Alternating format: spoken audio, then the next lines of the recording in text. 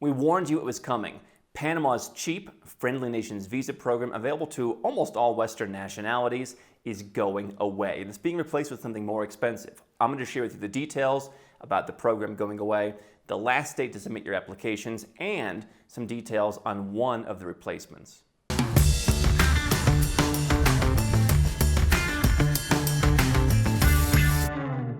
Hi, I'm Andrew Henderson. I'm the founder of Nomad Capitalist, where we help 7- and 8-figure entrepreneurs and investors legally go where you're treated best. Those are the 5 magic words. You can learn more at nomadcapitalist.com.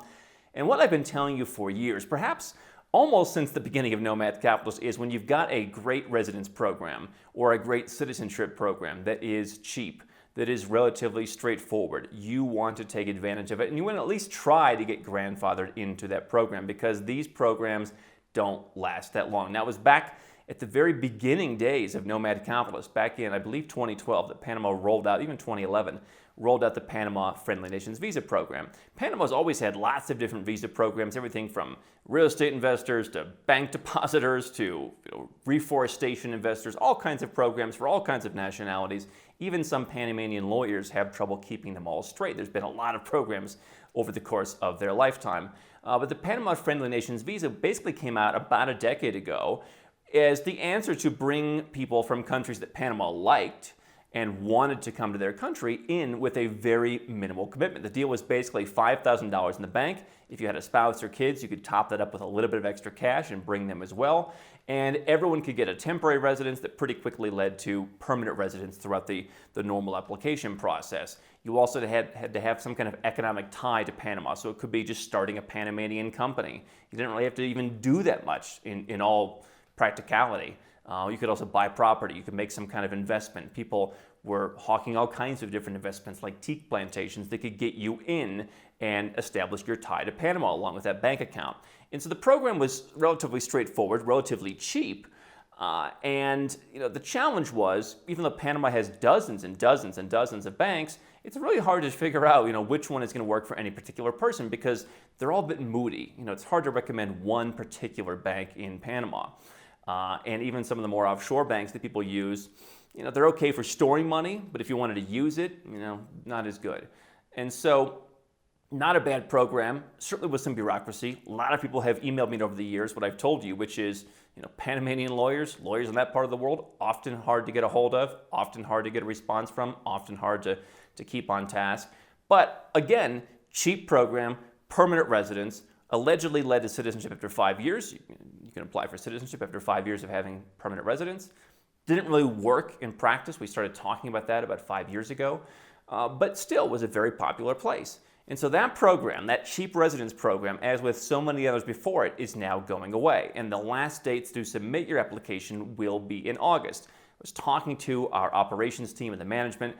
Our view is that at this point, if you haven't started the process, your chances of successfully pulling this off, even if you were to start right away, is pretty low. And so you probably missed out on this program. This is just the latest example in the sense of cheap residences are going away. The government wanted to have Americans and Brits and Australians and Canadians and all these different nationalities coming down. Ironically enough, I was talking to some people from my team a couple months ago. We had thought that this program, after some initial rumors last year, perhaps might survive. And they said, hey, you're going to be getting that new passport that qualifies for the Friendly Nations visa pretty soon, probably in June, early July. Yeah, go on down, get your Friendly Nations visa. And of course, now this happens at the worst possible time. And so, the lesson is get your cheap residences in while you can, because if you already have the Friendly Nations visa, you're going to keep that permanent resident status. And so we have some people who are in the process or who recently got it, and they're in good shape. Now, what people oftentimes have confused this with, especially Americans who go to these pitch-a-thon conferences, is that, if I have the Friendly Nations visa, that residence allows me to claim that Panama is my tax home with just 1 day a year. There's a lot of things that are conflated where, immigration status is 1 day every 2 years. That does not correlate with saving taxes in the United States. You would actually need to live in Panama to save taxes in the U.S. And really for most other nationalities, there are some interesting tax residence options there, but you do need to have a bigger commitment to Panama than just a Friendly Nations visa. So there was a lot of confusion around it. Now, what is going to be replacing it? Well, it's going to be something that's been more expensive. And I'll give you the number that is the number until October 2022, which is $300,000. That is the number that over years has been Panama's number for non-friendly nations nationality. So if you're Chinese, or if you're, have a St. Lucia passport, or some other non-friendly nation's passport, not everyone qualified for that friendly nations. It was primarily just Westerners. If you had some other passport, you weren't eligible, and your investment was, $80,000, I believe, in a reforestation project. I've talked a lot of those. Some are okay, but they're really motivated to get people visas more than to be amazing investments. So you can do what you want on that. But there was also a program, you put $300,000 in the bank, $300,000 in real estate, combination thereof. And so what Panama is now introducing is the qualified investor program. So the deal is, if you do it now, it's $300,000. People are generally going to do real estate. If you do it after October 2022, it's going to be $500,000. Now what they've done is basically introduced a fast track where with the friendly nations visa, it has been a bit more bureaucratic, and so they're trying to reduce some of that. As I've said before, Latin America, Panama included, is somewhat bureaucratic. It's just how it goes. And so the fast track would basically mean that you can do a lot of the process, pretty much all the process, remotely until you come to Panama for about a week to finalize your permanent residence, and then you can go home.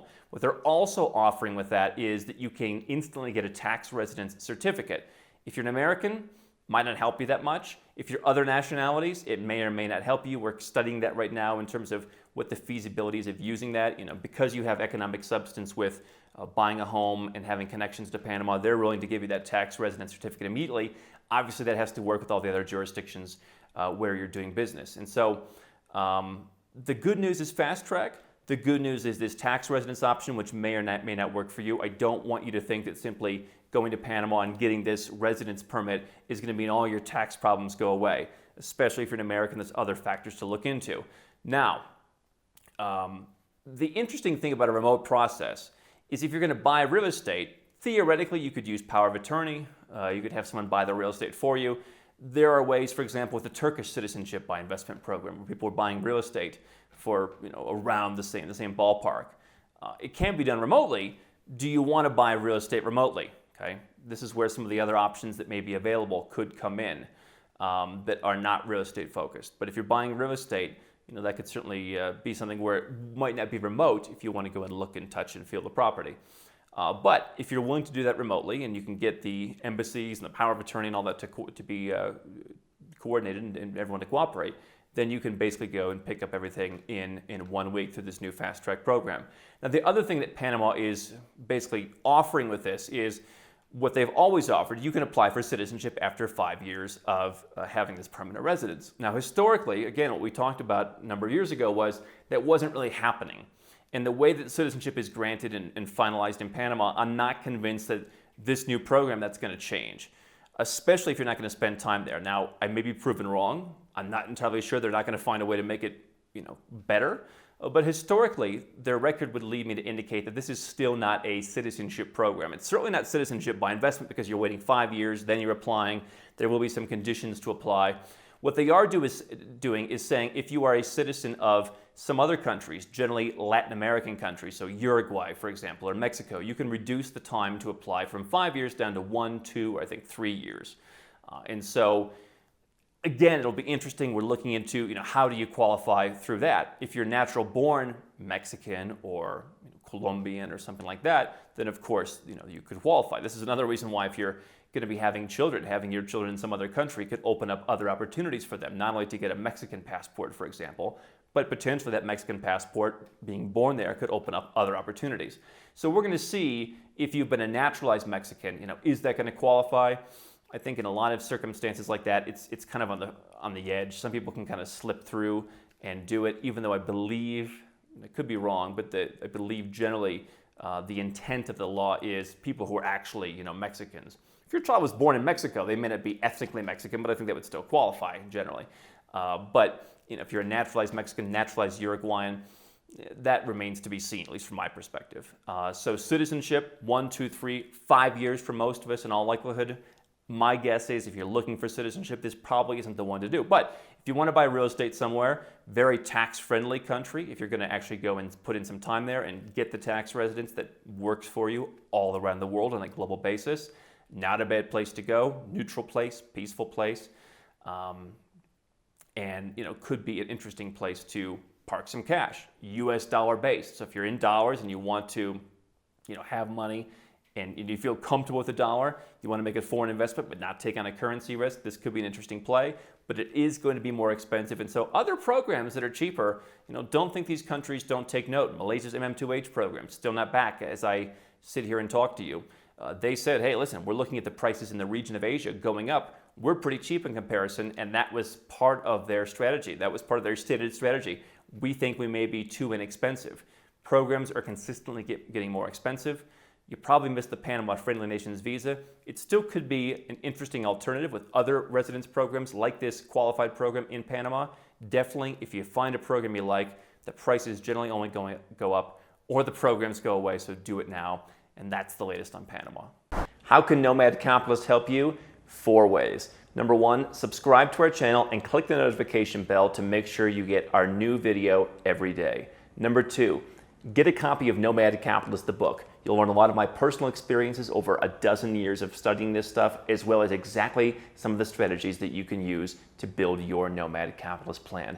Number 3, if you're not sure where to start, but you want to come and learn from my team and I, you want to come and mingle with like-minded people, learn more about our live conference, Nomad Capitalist Live. It's coming up soon. And number 4, if you want some help right now because you've got a burning issue, you need something solved, you want to lower your taxes, get a second passport, or build the Nomad Capitalist lifestyle of your dreams, go to nomadcapitalist.com and click on Become a Client.